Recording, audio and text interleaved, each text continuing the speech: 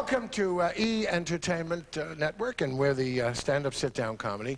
You know, we talk to a comedian as well as hear this wonderful concert. We have a wonderful comedian every week. This week is no exception. Rather special talent for you.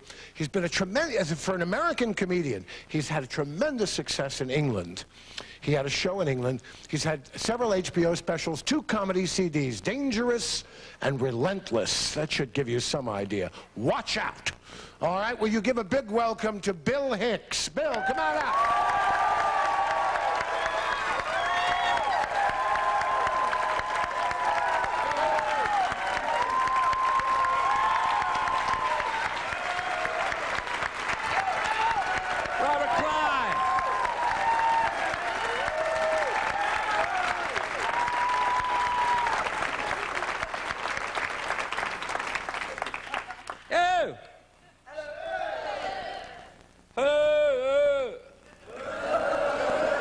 It's a new language.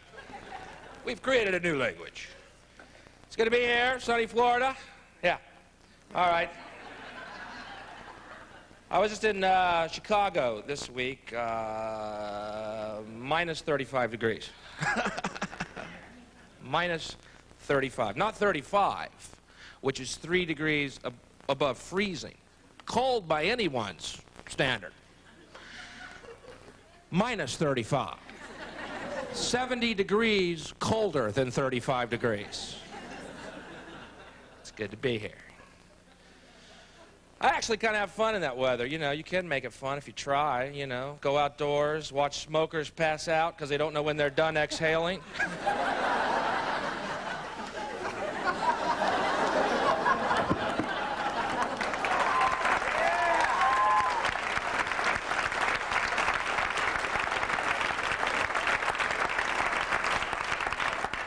Just good, cheap fun. Smokers cracking their heads open on the icy sidewalk, blood steaming as it pours out. Fun for the whole family.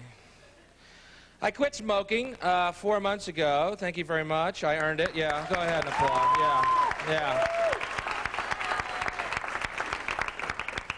A miracle. I love to smoke. I smoked a lot. I smoked more than anyone here who's ever smoked, or if you still smoke, I smoked more than you. If you add up all the cigarettes you're going to smoke, I still smoked more than you. Shut up and go away and start smoking if you're going to catch up to me, all right? I smoked a lot. A lot of people, you know, pack, 2 pack. I went through 2 lighters a day, all right? Yeah. Packs had no meaning after a while. After 10 a.m., there was no pack. Cartons rolled up in my sleeves. One time I was walking through Central Park and I saw an old man smoking. Nothing makes a smoker happier than to see an old person smoking, you know. This guy's ancient, you know, bent over a walker, puffing away. I'm just, dude, you're my hero. Guy your age smoking, you're an inspiration, man. He goes, what? I'm 28.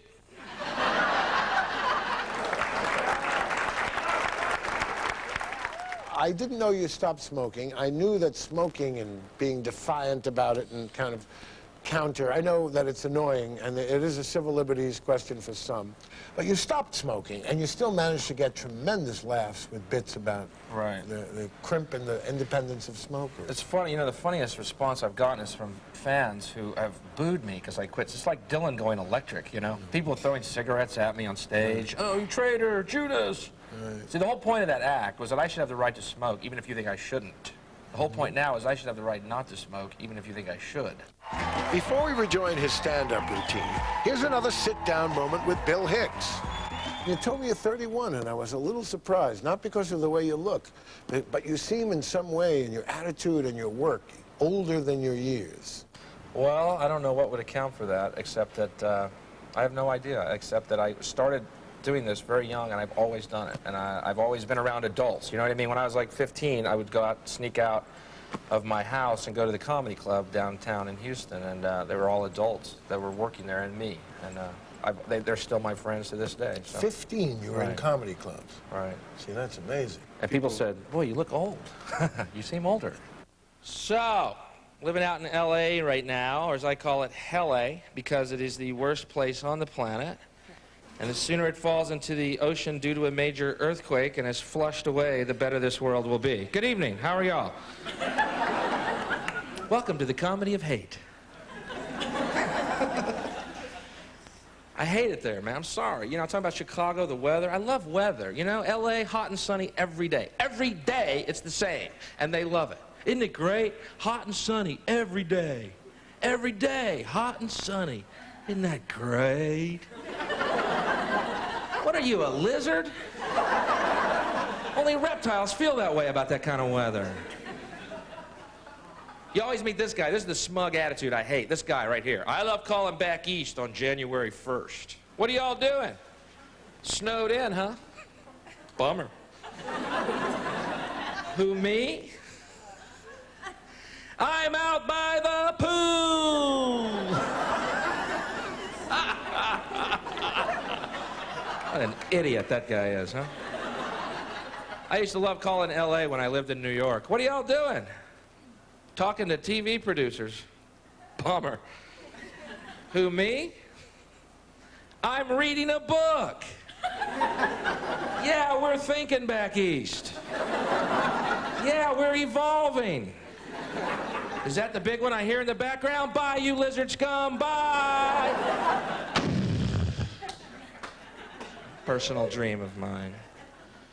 Tanning booth coffins and Charlton Heston's toupee are all that's left floating in Arizona Bay. I once lucked out, got on a plane from LA to New York, like 5-hour flight. I lucked out, every seat next to me empty. Cool, I'm going to sleep, no shame. Every armrest goes up, pillows, blankets on my head, I'm out of here, right? Which I love doing because it really bugs those business guys that sit around you. I actually had a guy say to me one time, hey, is that allowed? No, I bought every seat. Shut up. I love taking $6,000 naps, you idiot. Go back to your Macintosh, monkey boy. Just because you're in the sky don't mean you can't work for the man. Hey, I think I hear your jacket wrinkling in the overhead compartment.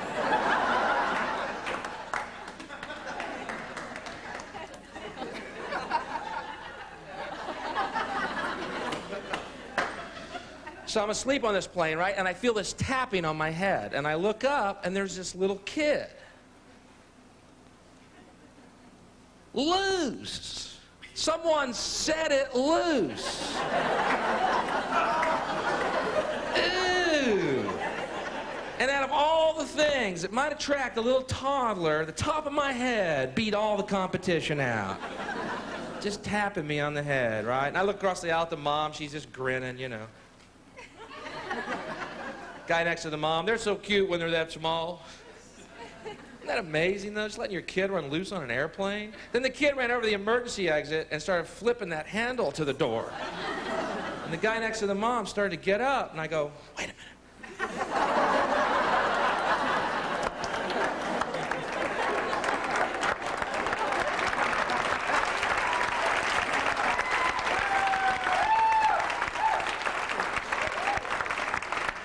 We're about to learn an important lesson right here. Well, you're right. The smaller he gets, the cuter he is.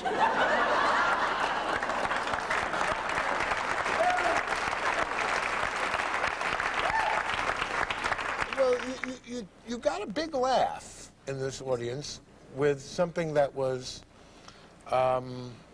pedophobic. I just put that word together. I think it may be correct. I hope so. Everyone laughed when the possibility of the child being sucked out of the airliner was presented. Sure. How do you square that with the fact that they're all parents and all this? Is there something in all of us? Sure, absolutely. I don't think anything I do is, I mean, obviously I was being harassed, first of all. Trying to sleep in this tumultuous world. I finally got a moment of rest. Everyone can relate to slapping or seeing a kid go. He created it himself, too. He sucked himself out of the plane, you know. I had nothing to do with it. Oh, okay. I had nothing. I'm reporting. That's all I'm doing. Before we rejoin his stand-up routine, here's another sit-down moment with Bill Hicks. Have you ever been signed? Someone signed one of my shows not long ago for the deaf. No. No, that would be interesting. It would. you would depend on the person doing the signing to have some sense of nuance about what you're doing. Right. Yeah, I like to see what some of those signs look like myself. L.A. is the home of the pedestrian right-of-way law. You ever heard of this law, pedestrian right-of-way law? You're not going to believe this. It's absolutely true. If a pedestrian decides to cross the road anywhere or at any time, arbitrarily, just walking down the road, I want to be over on that side now, step, every car has to stop and wait for this box turtle of a human meander across the road. Stupid law. Particularly in light of if you live in New York, where if someone steps in front of your car there, speed up, turn your wipers on, you know.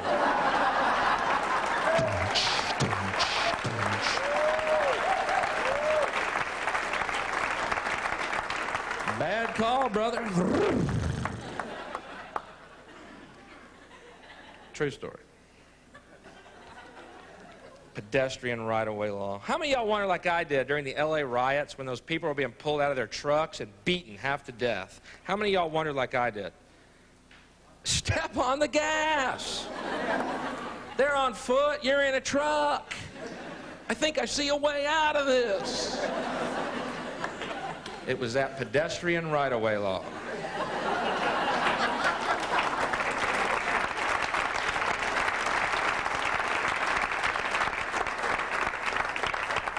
Every one of these California idiots going home, gang of youth stepped in front of their truck, Molotov cocktails, clubs in hand, every one of these idiots.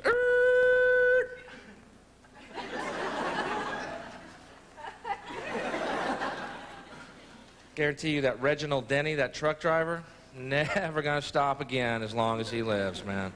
Could be an old woman with a baby carriage crossing the road. He's just,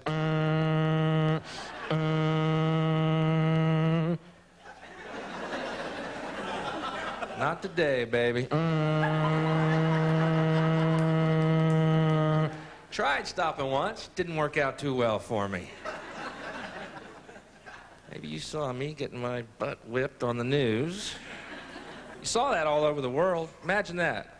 Every country, everyone thinking the same thing. Step on the gas! In France, step on the petrol. Why you no step on the petrol? One tap, you be through the gang. Why you no step petrol? China, why you no petrol? Petrol step. They on tennis shoe. You truck, get out. Step petrol. Reginald, obeying the law. I went over to England the day the L.A. riots occurred. I went over to England the day they occurred. The most unbelievable timing ever. I left L.A. Bye, Bill. Enjoy England. I will. Y'all have fun while I'm gone. We will, Bill. Bye. Land at Heathrow Airport 11 hours later, pass a newspaper stand. L.A. burns to ground.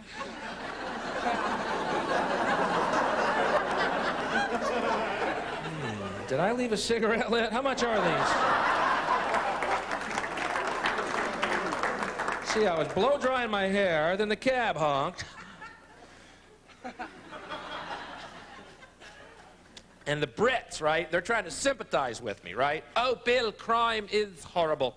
If it's any consolation, Bill, crime is horrible here, too. Shut up. This is Hobbiton, and I'm Bilbo Hicks, okay? You do not have crime like we have crime. We wish we had English crime. It's hilarious. You see stuff on the front page of their papers like, yesterday, some hooligans knocked over a dustbin in Shaftesbury. Woo! The hooligans are loose, the hooligans are loose. What if they become ruffians? I'm sure it's serious, but what is a hooligan? It just sounds goofy, doesn't it? Picture real pale guys in penny loafers and no socks. We're the hooligans. Hey, come here. Nope, got the catches. You corner me, I might become a scallywag. What is that? Hooligan, ruffian, scallywag? Speak English. It's Crip and Blood. I'd love to put the hooligans up against the Bloods in L.A. That would be a real short turf battle, wouldn't it? We're the hooligans.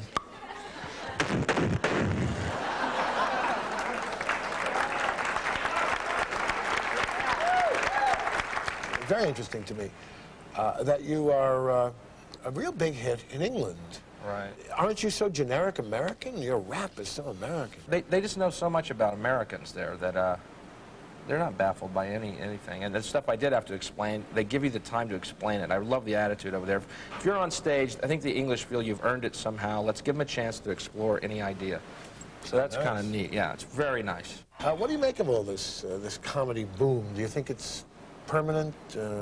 What's your general feeling about the fact that there are an awful lot of comedians, not necessarily all good? Yeah, well, that's my feeling is that, you know, like in the silent film days, there was lots of guys making silent films. All you remember is Chaplin, Keaton, Harry Langdon, Harold Lloyd, because their films stood out. They stood the test of, and Laurel and Hardy. They stood the test of time. They still resonate, you know.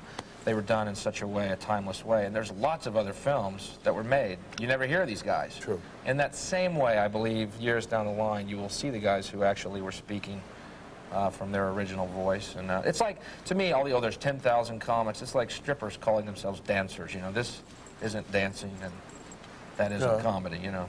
So this is what I do for a living. It's pretty good, you know. I love my job. You know why? I don't have a boss. Definite plus. Bosses always used to bug me, man. Hicks, how come you're not working? I go, there's nothing to do. Well, you pretend like you're working. Why don't you pretend I'm working?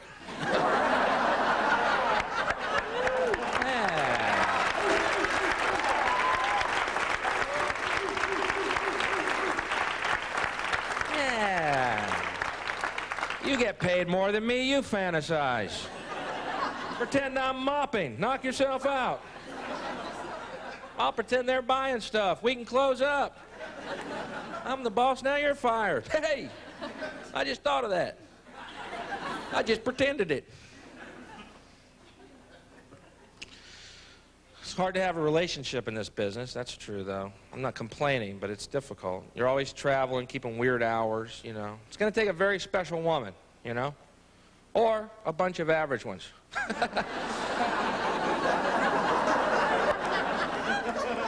I don't know what's happening. I'm going through a case of arrested development emotionally. I know that. Get this. I do not recommend this at all. I got a year-end statement from my local video store, things I've rented the last year. Definite evidence of emotional retardation going on here. Video games and porno films. What am I, 13 emotionally? Pretty frightening. My big fear now is I'm going to go rent a porno film in my local video store, and he's going to take the little thing up there, take the pen, and suddenly,